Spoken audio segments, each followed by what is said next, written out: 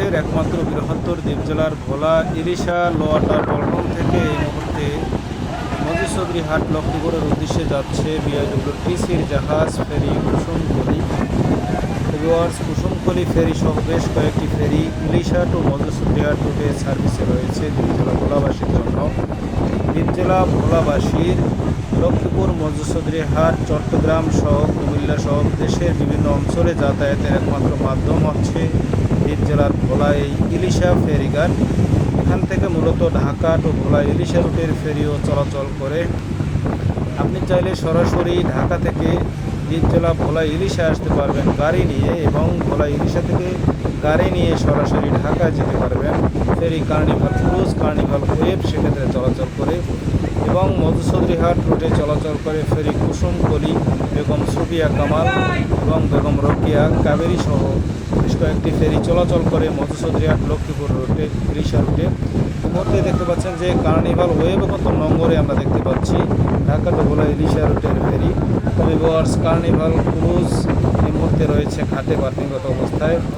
Viewers, কালবৈশাখীর যে একটি আভাস বর্তমান সময়ে সেটি আমরা লক্ষ্য করতেছি। দেখতে পাচ্ছেন যে পিছনের ব্যাকগ্রাউন্ডে কালবৈশাখীর যে একটি আভাস সেটি আমরা পুরোটাই লক্ষ্য করতে পারতেছি, যে প্রচুর বাতাস রয়েছে।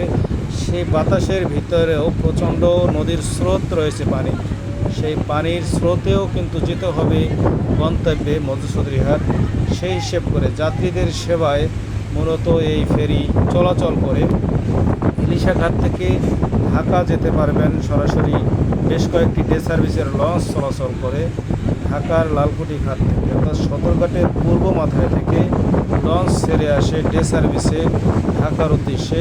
7:30 আসে দোয়েল পাখি, সকাল 7:30 দোয়েল পাখি 10, এবং সকাল 8টায় দোয়েল পাখি 8, এবং শতাব্দী বাদন ছেড়ে আসে হাকিমউদ্দিনের উদ্দেশ্যে সকাল 8টায়, এবং 8:30 ঢাকার লালকুটি ঘাট থেকে গ্রিন লাইন ছেড়ে আসে দ্বীপ জেলা ভোলা ইলিশার উদ্দেশ্যে, এবং সকাল 9টায় ছেড়ে আসে এমবি কর্ণফুলী 14।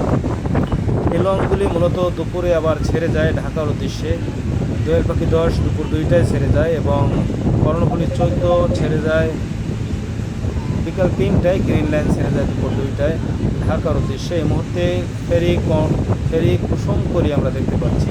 প্রবল স্রোতেও যেতে হচ্ছে মধুচৌধুরীহাটের উদ্দেশ্যে পণ্যবাহী গাড়ি বোঝাই করে দ্বীপ জেলা ভোলা। চাইলে তারা সরাসরি এই ভোলার সাথে অন্য জেলার সাথে সড়ক পথের কোনো যোগাযোগ নেই।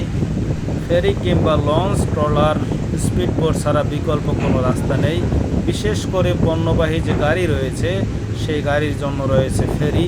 ফেরি মূলত হচ্ছে মূল মাধ্যম দ্বীপ জেলা ভোলার সাথে অন্য জেলার সাথে যোগাযোগের। এই মুহূর্তে যাচ্ছে ফেরি কুসুমকলি। ভিউয়ার্স, ভিডিওটি ভালো লাগলে অবশ্যই লাইক, কমেন্ট, শেয়ার করে সাথেই থাকুন। ধন্যবাদ।